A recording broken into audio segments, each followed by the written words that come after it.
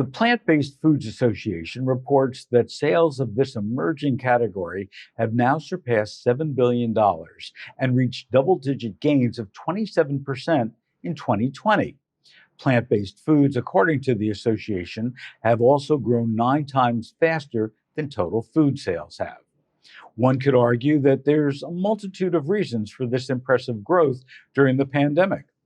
The consumer desire to eat more plants and less animal protein, the high interest in sustainability of the planet, the increased availability and innovation of plant-based foods and beverages, the constantly improving recipes and taste profile of these products, and in the early stages of the pandemic, the lack of dairy-based milk and products on supermarket shelves.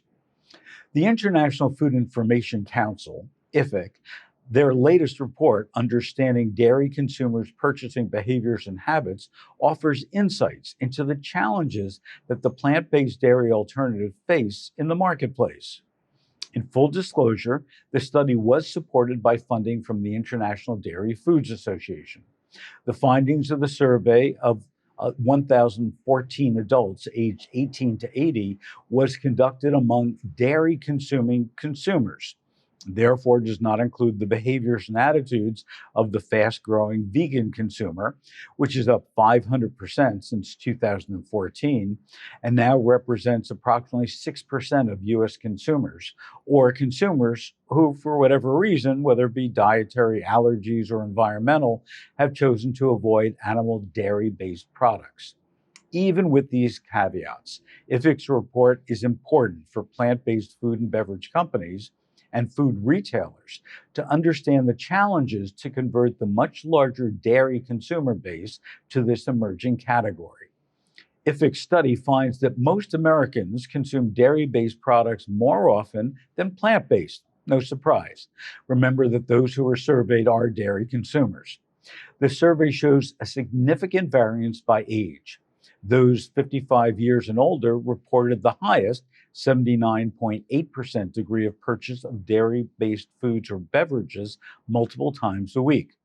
Those in the 18 to 34-year-old group showed the lowest at 66.8%.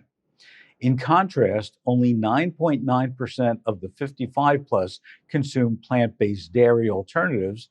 Compare that with a little over 34% for that 18 to 34-year-old age group.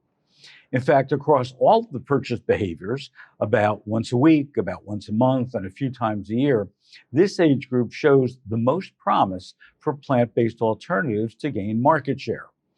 The report also looked at the varieties of dairy-based products as compared to plant-based and found that over the past 6 months, in the case of milk, 64% consumed dairy versus 8% consumed plant-based. However, 26% sometimes chose dairy and sometimes chose plant-based.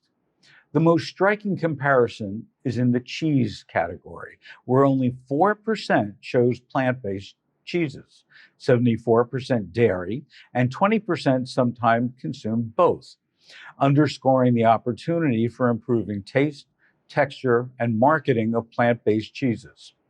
Yogurt-based drinks and smoothies also reveal an opportunity, as only 45% buy dairy-based products and 27% sometimes buy both. Plant-based alternatives are here to stay, but only if they taste good. The IFIC study points out that taste is still the #1 determining factor in why people consume these foods, whether they be dairy or plant-based.